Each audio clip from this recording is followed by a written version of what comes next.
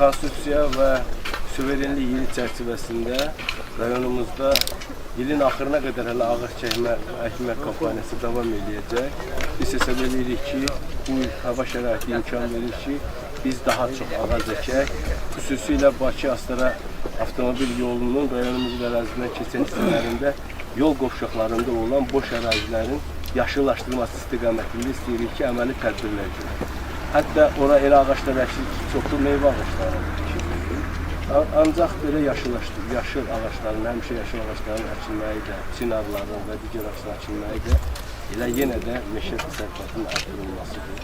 Bu işdə zəhməti olan meşə 11 saylı meşə idarəsinin rəhbərliyinə, Ekologiya Təbii Sərvətlər Nazirliyi rəhbərliyinə, rayonumuzun hüquq mühafizə digər idarə müəssisə rəhbərliyinə, bütün rayonun sakinlərinə xüsusi təşəkkür edirəm ona görə ki, bizim rayonumuzda ağac əkmə kampaniyasına ürəkdən yanaşır, xüsusi diqqət edir. Yəni, iş xatirinə deyil, kampaniya xatirinə deyil, həqiqətən rayonumuzun yaşıllaşdırılması xatirinə həyata keçir.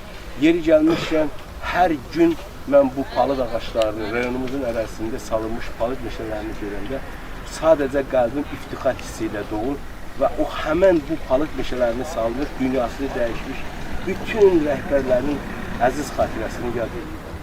Bütün masallı Azərbaycan Respublikasında bu qədər palıd meşəsi olan yeganə rayonlardan biridir. Bizim isə borcumuz bu yaşıllıqları artırmaq, daha da çoxaltmaq.